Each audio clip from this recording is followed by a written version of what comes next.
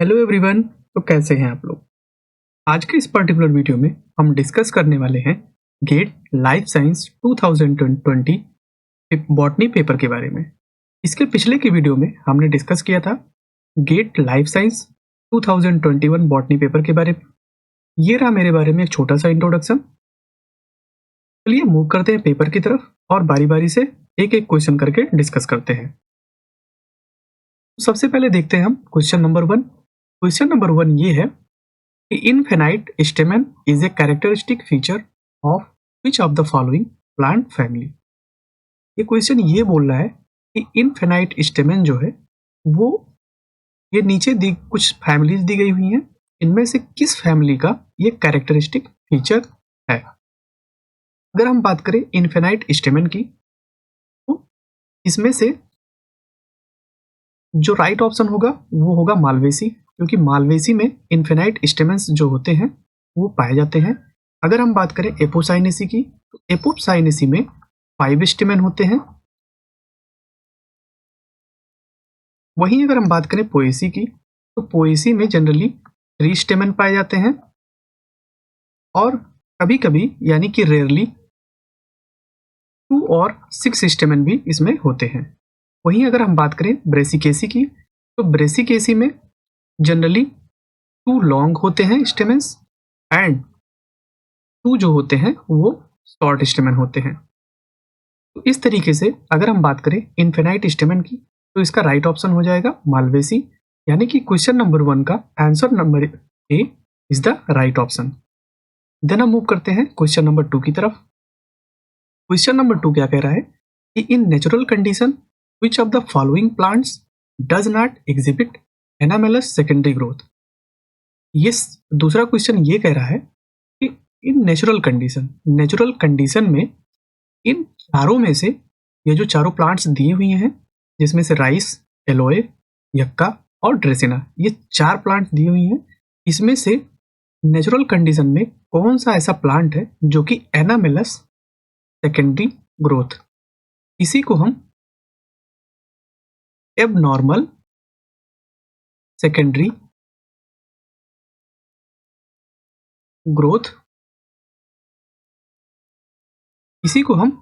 Secondary growth भी बोलते हैं।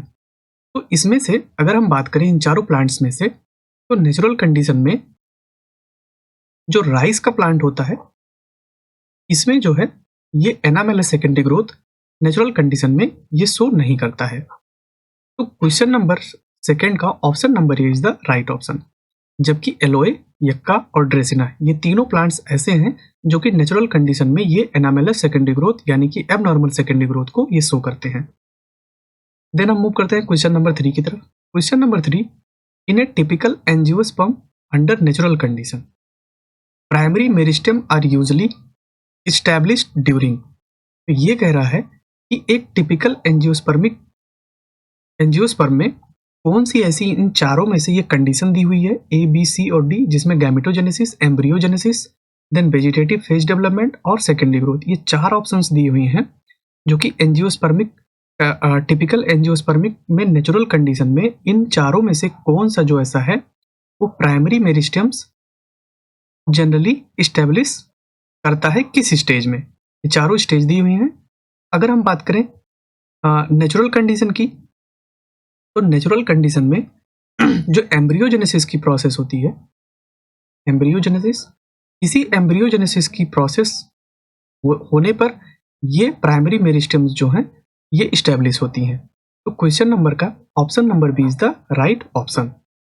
देन हम मूव करते हैं क्वेश्चन नंबर 4 की तरफ। क्वेश्चन नंबर 4 क्या कह रहा है, 2-methoxy-3,6-डाइक्लोरोबेंजोइक acid belongs to which class of plant growth regulators. तो ये कुछ प्लांट ग्रोथ रेगुलेटर्स दिए गए हैं। तो ये पूछ रहा है कि 2-methoxy-3,6-डाइक्लोरोबेंजोइक एसिड ये किस प्लांट ग्रोथ रेगुलेटर से बिलोंग करता है। तो अगर हम बात करें 2-methoxy-3,6-डाइक्लोरोबेंजोइक एसिड, तो ये जो होता है वो जनरली सिंथेटिक ऑक्सिन्स होते हैं। तो क्वेश्चन नंबर 4 का option number A is the right option. Then हम मूव करते हैं क्वेश्चन नंबर 5 की तरफ। क्वेश्चन नंबर 5 क्या कह रहा है? In a typical green plant the first stable product of Calvin cycle is. ये कह रहा है कि एक टिपिकल ग्रीन प्लांट में जो सबसे पहले स्टेबल प्रोडक्ट होता है केल्विन साइकिल का, केल्विन साइकिल को जनरली हम C3 साइकिल भी बोलते हैं। तो C3 साइकिल में सबसे पहला जो स्टेबल प्रोडक्ट बनता है वो कौन सा बनता है? जिसमें oxaloacetic acid, succinic acid, malic acid और लास्ट में option number D phosphoglyceric acid. तो इसका ऑप्शन जो हो जाएगा, जो पहला प्रोडक्ट बनता है वो बनता है three phosphoglyceric acid. So question number 5 का option number D is the right option. Then हम मूव करते हैं क्वेश्चन नंबर 6 की तरफ। नंबर 6 की अगर हम बात करें तो among the following which best describe an organism that lives at the expense of other organism harmful but usually not killing। ये कह रहा है कि इन 4 ऑप्शंस नीचे दिए गए हैं जिसमें प्रीडेशन, सिम्बायोटिक, प्रे और पैरासाइट, ये 4 ऑप्शंस दिए गए हैं। इसमें से पूछ रहा है कि इन चारों इंटरेक्शंस में से कौन सा ऐसा इंटरेक्शन है कि जो हार्मफुल तो है लेकिन वो एक दूसरे को किल नहीं करता है। तो अगर हम बात करें प्रीडेशन की, तो प्रीडेशन में जनरली ये किल करता है। देन हम बात करें सिम्बायोटिक रिलेशनशिप की, तो सिम्बायोटिक रिलेशनशिप की अगर हम बात करते हैं तो ये भी जनरली ये हार्मफुल होता है और ये सिम्बायोसिस में भी ये जनरली किल करेगा। प्रे वाले में भी वही होगा। देन बात करते हैं हम पैरासाइट की, तो पैरासाइट्स जो होता है वो हार्मफुल तो होता है लेकिन ये जनरली किल नहीं करता है। तो क्वेश्चन नंबर 6 का option number D is the right option. Then हम बात करते हैं क्वेश्चन नंबर 7 की। Question number 7, the oleo gum resin asafoetida हींग। ये कह रहा है कि एस्फोटाइडा हींग जो होता है जिसमें से ओलियो गम रेजिन्स जो होते हैं इसके वो ऑब्टेन किए जाते हैं। इससे ऑब्टेन किए जाते हैं तो यहाँ पे एस्फोटिडा के स्टेम से किए जाते हैं या रूट से किए जाते हैं, लीफ से किए जाते हैं या फिर फ्रूट से किए जाते हैं। तो 4 ऑप्शंस दिया गया है। तो ओलियो गम रेजिन की बात हो रही है यहाँ पे। तो ओलियो गम रेजिन जो होता है वो जनरली रूट से ये ऑब्टेन किया जाता है, एस्फोटिडा हींग के रूट से ऑब्टेन किया जाता है। तो क्वेश्चन नंबर 7 का option number B is the right option. Then हम मूव करते हैं क्वेश्चन नंबर 8 की तरफ। क्वेश्चन नंबर 8 क्या कह रहा है? बेकाने डिजीज और फुलिश सीडलिंग डिजीज, बेकाने डिजीज कह ले या उसी को बोलते हैं foolish seedling disease, is caused by, वो किससे काज होता है? इसमें से 4 ऑप्शंस हैं, फंगस, बैक्टीरियम, वायरस और माइकोप्लाज्मा। तो ये कह रहा है कि फुलिश डिजीज या बेकाने डिजीज इस ऑर्गेनिज्म के थ्रू काज होता है। ये बेकाने डिजीज या फुलिश सीडलिंग डिजीज जो काज होता है वो फंजाई के थ्रू काज होता है। क्वेश्चन नंबर 8 का option number A is the right option. Then हम मूव करते हैं क्वेश्चन नंबर 9 की तरफ। Question number 9, which of the following chemicals is used for doubling of chromosomes number? Chemicals is used for doubling of chromosome number during production of double haploids in crop plant। तो ये कह रहा है कि ये 4 chemicals दिए गए हैं। चारों केमिकल्स में से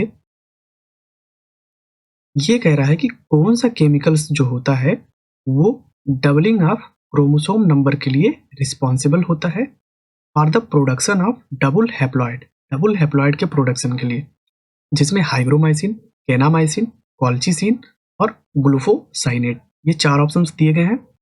तो जनरली अगर हम बात करें क्रॉप प्लांट में डबल हैप्लॉइड बनाने के लिए, तो उसके लिए जो रिस्पॉन्सिबल केमिकल्स होता है वो होता है कॉल्चिसिन। तो क्वेश्चन नंबर 9 का option number C is the right option. Then हम मूव करते हैं क्वेश्चन नंबर 10 की तरफ। क्वेश्चन नंबर 10 क्या कह रहा है? क्वेश्चन नंबर 10 ये कह रहा है कि an mRNA of a nuclear encoded plant gene, एक mRNA है जो कि न्यूक्लियर कोडेड प्लांट जीन का है जिसका नाम है DSH20।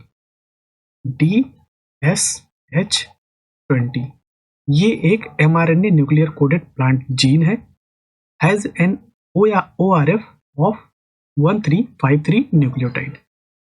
का क्या है, एक ORF है जिसको हम बोलते हैं ओपन रीडिंग फ्रेम। ORF का जनरली जो फुल फॉर्म होता है वो होता है ओपन रीडिंग फ्रेम। ये क्या है, ये 1353 न्यूक्लियोटाइड का मिलकर के बना है। अब आगे क्या बोल रहा है, provided that average molecular weight of an amino acid is 110 dalton. तो ये कह रहा है कि average molecular weight of an amino acid वो दिया हुआ है 110 डाल्टन। फिर क्या कह रहा है, calculate molecular weight of TSH protein in kilo Dalton. तो मॉलिक्यूलर वेट ये क्या कह रहा है, पूछ रहा है, और किस में होना चाहिए, किलो डाल्टन में होना चाहिए। तो जैसा कि हम बात कर रहे हैं ओपन रीडिंग फ्रेम की, ओपन रीडिंग फ्रेम जो यहाँ पे हमारे पास है 1353 न्यूक्लियोटाइड है। तो अगर हम बात करते हैं एक जनरली बैंड की बात करें तो इसमें जो होता है वो स्टार्ट कोडान होता है, स्टार्ट कोडान, और लास्ट में होता है स्टॉप कोडान। ये स्टॉप कोडान है, और बीच का ये जो पोर्शन होता है इसको बोलते हैं कोडिंग रीजन। ये 3 पार्ट में डिवाइड होता है, तो ओपन और यहां से लेकर के और यहां तक का जो ये डिस्टेंस होता है इसको बोलते हैं ORF। अगर हम बात करते हैं ORF का, ORF में स्टार्ट कोडान से लेकर के और स्टॉप कोडान तक यहां तक का रीजन होता है। तो ये टोटल दिया हुआ है 1353 न्यूक्लियोटाइड्स। अगर हम न्यूक्लियोटाइड्स से अगर हम कोडान बनाना चाहें तो कोडान बनाने के लिए हम ये देखते हैं कि उसमें जितना हमारे पास न्यूक्लियोटाइड है उसमें हम 3 से डिवाइड कर देते हैं, तो जो मिल के आता है वो होता है कोडान, जिसमें से स्टॉप कोडान जो होता है 1 होता है। तो एक स्टॉप कोडान जो होता है वो ट्रांसलेशन में पार्टिसिपेट नहीं करता है, तो इसकी वजह से 451 में से जो स्टॉप कोडान एक था उसको हम माइनस कर देंगे, तो बचेगा यहाँ पे टोटल 450 न्यूक्लियोटाइड, यानी कि 450 कोडान बचेगा, सॉरी 450 कोडान जो है ये टोटल हमारे पास बच गया। अब 450 कोडान बचा हुआ है और एक कोडान का जो मॉलिक्यूलर वेट है वो है यहाँ पे, एक अमीनो एसिड का मॉलिक्यूलर वेट है 110 डाल्टन। तो यहाँ पे 110 डाल्टन से इसको हम कर देंगे मल्टीप्लाई, तो जो आंसर निकल के आएगा वो आएगा 49500 डाल्टन। ये आ गया। अगर हम इसको किलो डाल्टन में कन्वर्ट करना चाहें तो इसको 49500 अपान 1000 से इसको हम कर देंगे डिवाइड। तो यहाँ से 2 जीरो यहाँ से गया और 1 जीरो हटाएंगे तो 1 पॉइंट यहाँ पे आ जाएगा। मीन्स अगर देखें तो 49.5 किलो डाल्टन ये इसका हो जाएगा आंसर। तो यहाँ हम बात करें राउंड ऑफ 1 डेसिमल प्लेस की, अगर हम बात करें तो ये हो जाएगा 49.5, ये इसका आ जाएगा आंसर। तो ये रही बात क्वेश्चन नंबर 10 की। अब हम मूव करते हैं क्वेश्चन नंबर 11 की तरफ। क्वेश्चन नंबर 11 क्या है, क्वेश्चन नंबर 11 है माइनस मार्क, क्वेश्चन नंबर 11 है मैचिंग वाले क्वेश्चन है, और जनरली जो है ये 2 मार्क्स वाले क्वेश्चन है, क्वेश्चन नंबर 11 से लेकर के क्वेश्चन नंबर 20 तक। तो यहाँ पे 3 ग्रुप दिए हुए हैं, group 1, group 2 and group 3। 3 group दिए हुए हैं जिसमें से क्या करना है, the correct combination for group 1, group 2 and group 3, correct combination हमको मिलाना है यहाँ पे। अगर हम बात करें सबसे पहले हेक्सोकाइनेज के बारे में अगर हम बात कर लेते हैं, तो हेक्सोकाइनेज की अगर हम बात करें तो ये जो जनरली होता है वो ग्लूकोज 6 फास्फेट के पास जाएगा, और ये ग्लूकोज 6 फास्फेट जो है कहाँ पे जाएगा, ये ग्लाइकोलिसिस में यूज होता है। तो एक एक ऑप्शन मिलाने के बाद हम यहाँ पे जो आंसर है उसकी तरफ मूव करते हैं। तो पी जा रहा है सेकंड की तरफ और सेकंड जा रहा है 1 की तरफ। तो यहाँ पे पी सेकंड जा रहा है 1 की तरफ और पी सेकंड जा रहा है 1 की तरफ। ये 2 की तरफ जा रहा है और ये थर्ड यहाँ पे है। इस तरीके से ये और ये दोनों हो गए एलिमिनेट। हमारे पास 2 ऑप्शन अभी भी बचे हुए हैं। तो यहाँ पे आप देख पा रहे हैं कि अगर एक ऑप्शन अगर हम मिला ले रहे हैं तो यहाँ पे 2 ऑप्शंस यहाँ पे एलिमिनेट हो जा रहे हैं। देन हम मूव करते हैं। अब हम मिलाते हैं फ्यूमरेज। फ्यूमरेज को अगर हम देखें तो फ्यूमरेज जो है वो जाएगा, फ्यूमरेज के बाद ये आता है ऑप्शन में मैलेट की तरफ, और मैलेट जो मूव करेगा वो मूव करेगा टीसीए साइकिल। ये ट्राई कार्बोक्सिलिक एसिड साइकिल की तरफ मूव करता है ये। अब हम इसको मैच कराते हैं तो ये जो जाएगा Q1 की तरफ जा रहा है और देन उसके बाद 1 जो है 3 की तरफ जा रहा है। तो यहाँ से ये ऑप्शन हमको देखने को मिल गया, यानी कि ये ऑप्शन भी हमारा एलिमिनेट हो गया। तो अगर हम क्वेश्चन नंबर 11 की बात करें तो बी जो जा रहा है वो राइट ऑप्शन जा रहा है। वैसे ही अदर ऑप्शंस की तरफ हम मूव करते हैं और दूसरे को भी हम मिला लेते हैं। तो आर मूव करेगा 5 की तरफ, यानी कि पेप कार्बोक्सिलेज जाएगा ऑक्सैलो एसिटिक एसिड की तरफ, और ये मूव करेगा देन फोटोसिंथेसिस में। देन अगर हम बात करें ग्लाइकोलेट ऑक्सीडेज की, तो ग्लाइकोलेट ऑक्सीडेज जो है वो जाएगा किसकी तरफ, हाइड्रोजन परऑक्साइड की तरफ, और ये हाइड्रोजन परऑक्साइड जाएगा फोटो रेस्पिरेशन में। तो यहाँ पे हमारी पूरी जो रेस्पिरेशन की प्रोसेस है ग्लाइकोलिसिस से लेकर के और ईटीएस तक यहाँ हमको सारे के सारे मिल रहे हैं, और फोटोसिंथेसिस का भी प्रोसेस हमको यहाँ पे देखने को मिल रहा है। तो क्वेश्चन नंबर 11 का option number B is the right option. Then हम मूव करते हैं क्वेश्चन नंबर 12 की तरफ। क्वेश्चन नंबर 12 ये भी मैचिंग का क्वेश्चन ही है, जिसमें 2 ग्रुप दिए हुए हैं, ग्रुप 1 एंड ग्रुप 2, जिसमें से ये बोल रहा है कि ग्रुप 1 और ग्रुप 2 जो दिया हुआ है वो क्या दिया हुआ है, ये कुछ इनहिबिटर्स दिए हुए हैं और उसके साइड में ये दिया हुआ है कि कौन सा पाथवे ये ब्लॉक कर रहा है। तो अगर हम 12th की बात करें, यानी कि अगर हम पी ऑप्शन की तरफ जाएं तो पी ऑप्शन में सबसे पहले देखते हैं हम साइनाइड। तो साइनाइड किसको इनहिबिट करता है, तो साइनाइड जनरली अगर हम ईटीएस की बात करते हैं तो साइनाइड जो है जनरली किसको ब्लॉक करता है, वो इनहिबिट करता है साइटोक्रोम ऑक्सीडेज को। तो एक मैचिंग करके हम ऑप्शन की तरफ मूव करते हैं। तो पी का 4 हमको यहाँ देखने को मिल रहा है और पी का 4 हमको यहाँ देखने को मिल रहा है। Means option number B and option number D हम यहाँ से एलिमिनेट कर सकते हैं। देन हम मूव करते हैं एंटीमाइसिन ए की तरफ। तो एंटीमाइसिन ए जो होता है वो ब्लॉक्स करता है इलेक्ट्रॉन को, कहाँ से, साइटोक्रोम बी से लेकर के साइटोक्रोम C1 तक। ये जो मूव करेगा वो मूव करेगा क्यों जाएगा 1 की तरफ। तो यहाँ पे Q1 की तरफ जा रहा है और यहाँ पे Q3 की तरफ जा रहा है। तो यहाँ पे देखने को ये मिल रहा है कि हमारा 2 ही ऑप्शन से राइट ऑप्शन मिल जा रहा है। मीन्स और भी हम आगे मिला लेते हैं इसको। तो R जो जाएगा वो 2 की तरफ जाएगा, यानी कि एरोबेटिन इनहिबिट्स F1, और 2,4 डाइनाइट्रोफिनॉल जो जाएगा वो uncoupling of phosphorylation from electron transfer. तो क्वेश्चन नंबर 12 का option number A is the right option. Then हम मूव करते हैं क्वेश्चन नंबर 13 की तरफ। तो क्वेश्चन नंबर 13 जो है ये है in relation to agrobacterium mediated gene engineering in plants. ये एग्रोबैक्टीरियम का क्वेश्चन है। Match the following in correct combination. तो यहाँ पे जीन का नाम दिया हुआ है और उसके फंक्शन का नाम दिया हुआ है, और हमको करेक्ट ऑप्शन की तरफ मूव करना है। तो वीर ए की बात अगर हम करें तो वीर ए जो होता है वो एसिटोसिरिंजोन रिसेप्टर का काम करता है, तो ये इसकी तरफ जाएगा। देन डी जो होता है वो टोपो आइसोमरेज की तरफ काम करता है, तो डी जो हो जाएगा थर्ड की तरफ जाएगा। देन जी की, अगर वीर जी की बात करें तो ये जो होता है इंड्यूसर ऑफ ऑल वीर ऑपेरान की तरफ जाता है, तो हमारे पास पी जो जा रहा है 1 की तरफ जा रहा है, तो P1 यहाँ पे। देन R जो जा रहा है 3 की तरफ, R3 की तरफ यहाँ भी जा रहा है। देन S जो जा रहा है 4 की तरफ जा रहा है। मीन्स हमारे पास C ऑप्शन जो होगा इसका वो हो जाएगा राइट ऑप्शन। तो क्वेश्चन नंबर 13 का option number C is the right option. फिर हम मूव करते हैं क्वेश्चन नंबर 14 की तरफ। Question number 14, match the plant part group 1 with the product obtain group 2। ठीक में ग्रुप 1 में प्लांट का पार्ट दिया हुआ है, ग्रुप 2 में जो दिया हुआ है वो प्रोडक्ट दिया हुआ है। देन ग्रुप 3 में जो दिया हुआ है प्लांट स्पीसीज दिया हुआ है।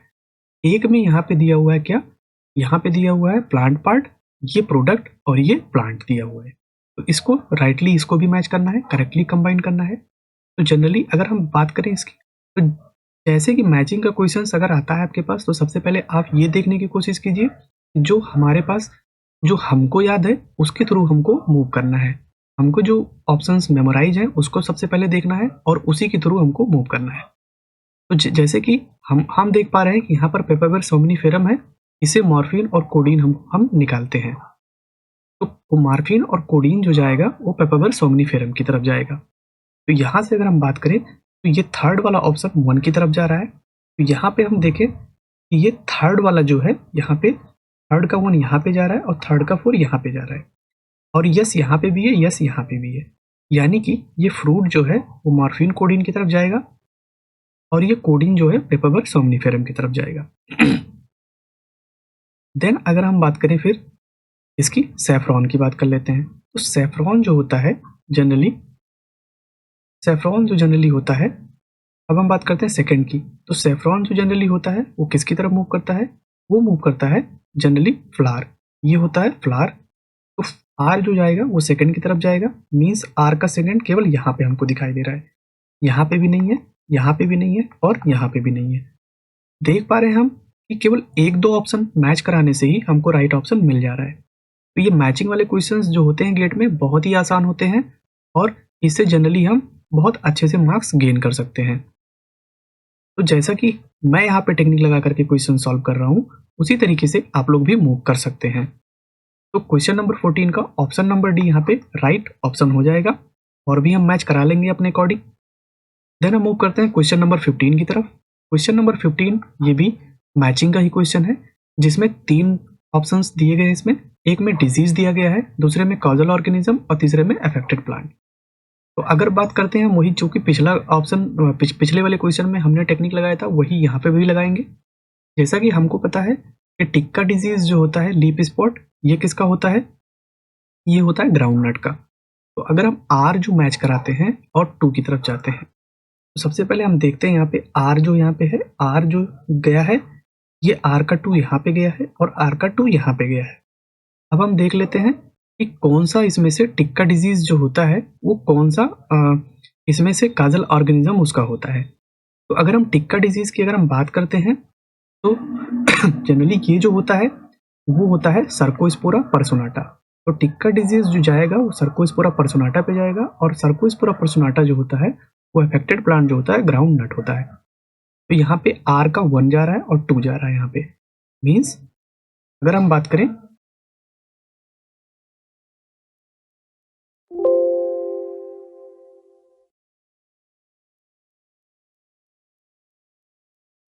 यहाँ पे tikka disease of ground water, ये जो जा रहा है, ये जा रहा है टिक्का डिजीज, ये जा रहा है सर्कोस्पोरा पर्सोनाटा पे, और सर्कोस्पोरा पर्सोनाटा ग्राउंड नट पे जा रहा है। यानी कि ये वाला ऑप्शन हमको दिखाई दे रहा है, आर का 1 2 जा रहा है यहाँ पे 2 जा रहा है लेकिन 3 जा रहा है। तो जैसा कि देख पा रहे हैं आप भी कि केवल एक ऑप्शन मिल जाने से ही यहाँ पे राइट ऑप्शन हमको मिल जा रहा है। तो अगर आप लोग एक भी ऑप्शन इसमें से अगर मैच कर रहा है, इसी वजह से ये क्वेश्चंस जो होते हैं मैचिंग वाले सिंपल माने जाते हैं, क्योंकि कभी कभी एक ही ऑप्शन मिलाने से आपको राइट ऑप्शन मिल जाता है। तो बाकी अपने हिसाब से आप यहाँ पे मैच करा लीजिएगा। यानी कि अगर हम बात करें पी की, तो पी जो जाएगा वो पक्सिनिया यानी कि स्टेम रस्ट जो होगा वो पक्सिनिया कॉजल ऑर्गेनिज्म इसका होता है, और ये पक्सिनिया जो होता है वो व्हीट प्लांट में जाता है। वैसे ही अगर हम वार्ड डिजीज की बात करें तो वार्ड डिजीज जो होता है पोटैटो से होता है, और ये वार्ड डिजीज जो होता है वो किस में जाता है, ये जाता है सिनकाइट्रियम एंडोबायोटिकम, और ये जो होता है पोटैटो की तरफ मूव करता है। तो ऑप्शन नंबर ए यहाँ पे राइट ऑप्शन हो जा रहा है। देन हम मूव करते हैं क्वेश्चन नंबर 16 की तरफ। क्वेश्चन नंबर 16 भी मैचिंग वाले क्वेश्चन है। एक तरफ एल्कोलाइड दिए गए हैं, उसका यूज दिया गया है, और यहाँ पे सोर्स प्लांट दिया गया है। तो जैसा कि हमको ये पता है कि यहाँ पे, जैसा कि मैंने पिछले के 2 क्वेश्चंस में मैंने बात किया, यहाँ पे आप उसी तरीके से मूव करेंगे जहाँ से आपको जाना है। मॉर्फिन और कोडीन की बात करें तो मॉर्फिन और कोडीन, जैसे मैंने वहाँ पे बात किया था कि वो किससे लिया जाता है, मॉर्फिन और कोडीन, मॉर्फिन और कोडीन जो लिया जाता है वो लिया जाता है पेपावर सोमनीफेरम से। तो पी ऑप्शन जो है वो थर्ड की तरफ जा रहा है, तो पी ऑप्शन थर्ड में यहाँ पे दिखाई दे रहा है और इसमें से कहीं नहीं दिखाई दे रहा है। तो ये जो होता है, ये यहाँ पे जैसा कि आप लोग भी देख पा रहे हैं कि एक ही ऑप्शन मिलाने से हमको मॉर्फिन या कोडीन मिलाने से पेपावर सोम्निफेरम से ही ये ऑप्शन हमको मिल जा रहा है यहाँ पे। तो इससे वही वही बात हम बार बार भी बोलेंगे कि मैचिंग वाले क्वेश्चंस जो होते हैं बहुत ही सिंपल होते हैं। आपको अगर एक ऑप्शन आ रहा है तो उससे भी आपको आंसर मिल सकता है। बाकी आप उसी हिसाब से मैच करा लीजिए इसको। पी जो जाएगा एंटी ये जाएगा सेकेंड की तरफ और ये मूव करेगा पेपावर सोम्निफेरम की तरफ। वैसे ही अगर हम क्विनीन की बात करें तो क्विनीन जो होता है एंटी मलेरियल होता है और ये जो होता है सिंकोना ऑफिसिनेलिस की तरफ जाता है। देन हम एट्रोपाइन की बात करें तो एट्रोपाइन जो होता है वो एंटी कोलिनर्जिक होता है ये, और ये जो जाएगा वो जाएगा हायोसाइमस नाइगर की तरफ। देन एक बचा हुआ बिनब्लास्टिन। बिनब्लास्टिन जो होता है एंटी कैंसरस और ये एथेरेंसस रोजियस की तरफ मूव करेगा। तो क्वेश्चन नंबर 16 का option number is the right option. Then हम मूव करते हैं क्वेश्चन नंबर 17 की तरफ। क्वेश्चन नंबर 17 भी मैचिंग वाला क्वेश्चन है, जिसमें से यहाँ पे कुछ टर्म्स दिए गए हैं और उसके डिफिनीशन दिए गए हैं, उसी के हिसाब से हमको मैच कराना है। तो सबसे पहले हम बात करते हैं नीस की। तो नीस क्या होता है? नीस की अगर हम बात करें तो ये जो होता है position of a species in food chain, नहीं, place of a living organism in the biotic environment and its related to food and enemies, physical environment of an organism, totality of organism, नहीं। Niche जो move करेगा वो second की तरफ जाएगा, क्योंकि नीस जो होता है वो एक स्पेसिफिक प्लेस होता है किसी भी लिविंग ऑर्गेनिज्म का। तो पी जो मूव करेगा वो सेकंड की तरफ जाएगा। तो यहाँ से पी हमारा एक ही ऑप्शन में मिल रहा है सेकंड, जो कि बी ऑप्शन है। तो हमको यहाँ से ये देखने को मिल रहा है फिर से वही चीज कि हम एक ऑप्शन मैच करा रहे हैं और हमको राइट ऑप्शन मिल जा रहा है। देन बायोटोस जो है ये मूव करेगा टोटलिटी ऑफ ऑर्गेनिज्म की तरफ। देन ट्रॉफिक लेवल जो जाएगा वो position of a species in food chain. Then habitat की अगर हम बात करें तो ये हो जाएगा physical environment of an organism. तो क्वेश्चन नंबर 17 का option number B is the right option. Then हम मूव करते हैं क्वेश्चन नंबर 18 की तरफ। क्वेश्चन नंबर 18 जो है वो क्या दिया हुआ है? Arrange the following water reservoir of earth in decreasing order of water volume. तो ये कह रहा है कि ये कुछ वाटर रिजर्वायर दिए गए हैं, उनको डिक्रीजिंग ऑर्डर में इसको मैच कराना है। तो यहाँ पे पी ऑप्शन है stream, then ground water, then glacier, then lakes and island seas. Decreasing order में जाना है, यानी कि सबसे पहले सबसे हाई होगा, जिसमें ग्राउंड वाटर जो वाटर रिजर्वायर होता है उसमें सबसे ज़्यादा किसका है उसको पहले रखना है, और सबसे कम जो है उसको बाद में रखना है। अगर हम क्वेश्चन नंबर 18 की बात करें तो क्वेश्चन नंबर 18 में जो ग्लेशियर्स होते हैं उसके पास सबसे ज़्यादा होता है, देन उसके बाद में ग्राउंड वाटर होता है, देन उसके बाद में लेक्स होते हैं, देन उसके बाद में फोर्थ नंबर पे ये होता है स्ट्रीम्स। तो इसका आर, देन आर का सबसे ज़्यादा, देन उसके बाद में क्यू हो जाएगा, देन उसके बाद में एस हो जाएगा, और देन उसके बाद में पी हो जाएगा। तो ये हो जाएगा इसका राइट ऑप्शन। तो option number 1 is the right option.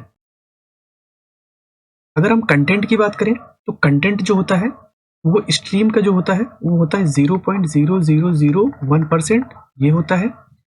Then हम अगर बात करते हैं ग्राउंड वाटर की तो ग्राउंड वाटर का होता है 0.61%। देन ग्लेशियर की अगर हम बात करें तो ये होता है 2.15%, और ये जो लेक्स एंड इनलैंड सीज होते हैं इनका होता है 0.008%। इसके हिसाब से भी अगर हम बात करें तो चीज़ वही निकल के आ रही है, सबसे ज़्यादा ग्लेशियर का, देन उसके बाद में ग्राउंड वाटर, देन उसके बाद में lakes and inland seas, then उसके बाद में स्ट्रीम्स। तो क्वेश्चन नंबर 18 का option number is the right option. Then हम मूव करते हैं क्वेश्चन नंबर 19 की तरफ। क्वेश्चन नंबर 19 भी ये भी क्या है? मैचिंग वाला क्वेश्चन है, और इसमें भी करेक्ट कॉम्बिनेशन चूज करना है। तो इसमें क्या दिया हुआ है? इसमें दिया हुआ है कुछ सिलेक्शन मार्कर्स हैं और उनके जीन है। अगर हम सिलेक्शन मार्कर और उनके जीन की बात करते हैं, एनामाइसिन जो होता है वो जाता है NPT1 की तरफ। देन उसके बाद में अगर हम बात करें हाइग्रोमाइसिन की तो हाइग्रोमाइसिन जो जाता है वो जाता है HPT4 की तरफ, HPT4 की तरफ। तो दो ऑप्शन से हम मैच करा लेते हैं कि कैनामाइसिन जो रहा है NPT2 की तरफ जा रहा है, यानी कि P का 4 यहाँ है, P का 4 यहाँ है, देन Q का 1 की तरफ जा रहा है, Q का 1 यहाँ है और Q का 1 यहाँ है। इससे कि हम देख पा रहे हैं यहाँ पे ऑप्शन नंबर सी जो होता है हो रहा है यहाँ पे ये मैच कर रहा है। तो क्वेश्चन नंबर 19 का ऑप्शन नंबर सी जो होगा वो हो जाएगा राइट ऑप्शन। देन आगे भी हम मैच करा लेते हैं। ये आर जाएगा सेकंड की तरफ और एस जाएगा थर्ड की तरफ। देन हम मूव करते हैं क्वेश्चन नंबर 20 की तरफ। क्वेश्चन नंबर 20 जो है वो क्या कह रहा है, ये double homozygous mutant develops green and wrinkled seed. एक डबल होमोजाइगस म्यूटेंट है जो कि वो डेवलप कर रहा है ग्रीन एंड रिंकल्ड सीड को when it was crossed with A true breeding plant having yellow and round seed. All the F1 plants develop yellow and round seed. तो बात वही हुई, ये मेंडल के सेकंड लॉ की बात कर रहा है जिसमें से कैपिटल वाई कैपिटल आर का ब्रीडिंग करवाया था किससे, स्मॉल वाई स्मॉल आर के साथ। ये जो था वो येलो था, येलो और राउंड था, ये ट्रू ब्रीडिंग प्लांट था। इसका क्रॉस करवाया गया था इसके साथ में ग्रीन और रिंकल्ड के साथ करवाया गया था जिसमें F1 प्लांट में सारे के सारे येलो और राउंड सीड बन के आए थे। तो यहाँ पे जब क्रॉस करवाया गया था तो यहाँ पे कैपिटल वाई और कैपिटल आर स्मॉल आर ये मिले थे और ये जो थे वो येलो और राउंड थे। यानी कि मेंडल के सेकंड लॉ की बात यहाँ पे हो रही है सीधे सीधे। ये कह रहा है कि after self fertilisation of F1, तो ये जो प्लांट निकल के आया था ये F1 प्लांट था। तो ये कह रहा है कि अगर हम F1 का सेल्फ फर्टिलाइजेशन करवाते हैं यानी कि कैपिटल वाई कैपिटल आर और स्मॉल आर का क्रॉस करवाते हैं, the calculated percentage probability of plants with green and wrinkled seed in F2 population. ये कह रहा है ग्रीन और रिंकल्ड कितने बन के आएंगे और उसको क्या करना है परसेंटेज में बताना है, परसेंटेज प्रोबेबिलिटी। तो इसका जब हम क्रॉस करवाए थे मेंडल के सेकेंड लॉ को तो हमको क्या क्या मिले थे, एक तो मिला था येलो राउंड, एक मिला था येलो ग्रीन येलो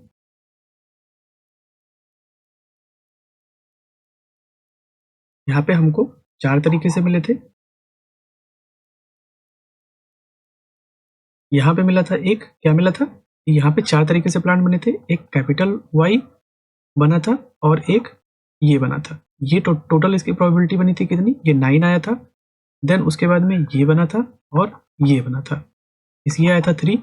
देन ये और ये बना था 3 और ये स्मॉल वाई स्मॉल आर ये बना था 1। यानी कि yellow and round, then yellow and wrinkled, yellow and